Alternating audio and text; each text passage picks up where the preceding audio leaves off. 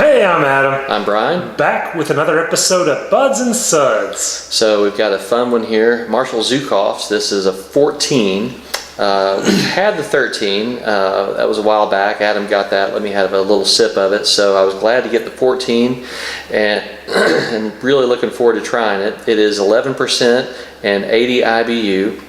It's supposed to be really good coffee flavor, backstrap molasses. It's supposed to be a very good espresso, hints of cherry. Hints of cherry. How did they get cherry in there? Dark chocolate and great for my favorite line, Ground Wars in Russia. Sounds great. Let's get into it. Let's do it. That's super dark, and it's just. So I don't know if you heard me whispering if you looked at the pour, but this might be the darkest, oiliest beer. Used motor oil is the only way to describe. When I saw it coming out of the bottle, that's what I thought of immediately. Just, a dark brown head, or dark brown alcohol legs. The head's dissipated just around the edges there, but this is a darker head than we normally get, even from Russian Imperial Stouts. That's really, really dark. And this is the Russianist of the Russianists. That's right, Marshal Zhukov. Let's get the nose.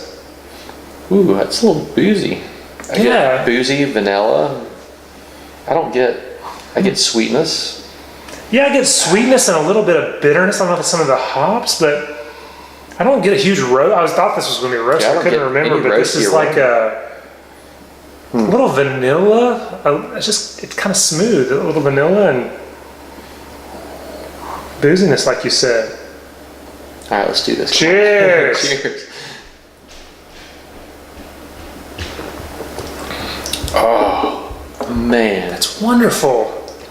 See, I don't remember liking 13 this much. Oh my gosh. That's really good. My initial impression is a wow. I'm really impressed by this.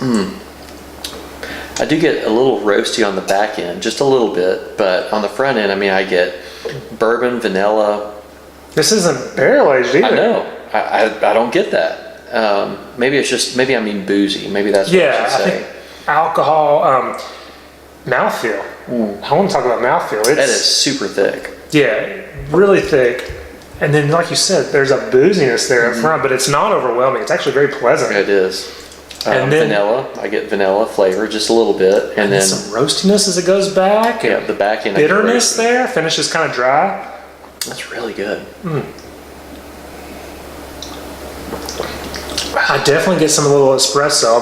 Not overwhelming, but I get a little. I get a little bit of that kind of peppery coffee espresso notes. I get a little bit, but I have to admit, between this and KBS, which was espresso forward, I like this better. I'd rather have this with espresso or the coffee on the back end, or just muted.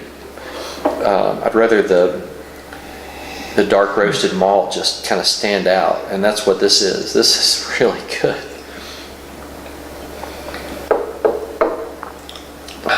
It just has that on the front of the tongue. It's like a vanilla sweetness, kind of creaminess. I don't know, but then you get hit with those roastiness, hints of espresso, bitterness. This is a big Russian Imperial Stout, and to be honest with you, this style hasn't been my favorite because of the big kind of bitterness, roastiness. It just hasn't done it for me. This beer works for me. I really like this. Yeah, I'm going to give this a 4.75. It's a step above KBS. It's not a 5, but boy, I would pay extra for this. And maybe some of that bitterness. I get that hint of cherry, kind of like those. Do you? Dark cherry, like a little sour cherry, bitter cherry. I definitely get that. Chocolate covered cherry. It's. To me, I have to admit, I don't get the cherries, but I get plums, raisins. The dark roasted, the dark fruits, but not cherry. But this is. What do you get on the back of your tongue? I get the roasty on the back of the tongue. Okay. I think.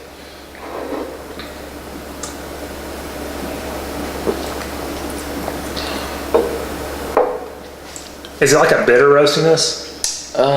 Not really. Not really. See, that's what I'm describing Just a as little this bit. cherry flavor. Okay. To me, like that, I get that. Like I said, that kind of creamy sweetness on the front, vanilla icing type of flavor on the front of the tongue, and then as it goes back, roastiness, bitterness, and then there's this nice fruitiness that I get, dark fruit, and I would best describe those cherries way more than kind of like the raisin plum forward that I normally get in like a barley wine, like an English barley wine, or we just did a Westy 12, kind of like we don't have a lot of Belgian quad experience, but it's more of this, I definitely, maybe it's because it's in my mind because it's here on the bottle, but yeah, this is wonderful.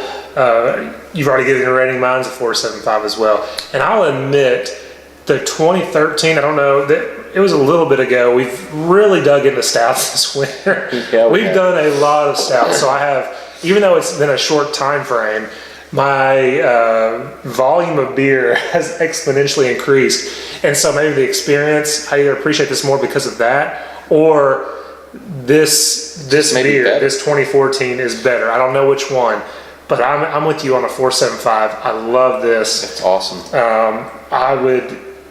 I was, kind of just like, I'm probably not getting more Marshal Zhukov.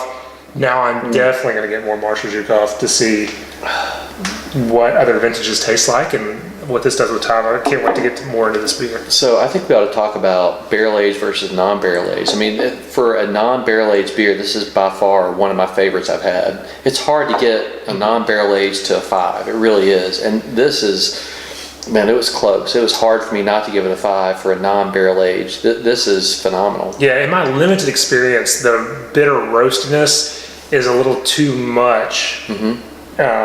It's almost unbalanced for me in a lot of Russian Imperial stouts that aren't barrel aged, and that's why I like the barrel aged, because it adds a sweetness, it adds a vanilla flavor, and this does that without barrel aging to an extent. I mean, like I said, it definitely has an alcohol presence. Not that I would say that's bourbon. I mean, obviously it's not bourbon barrel aged.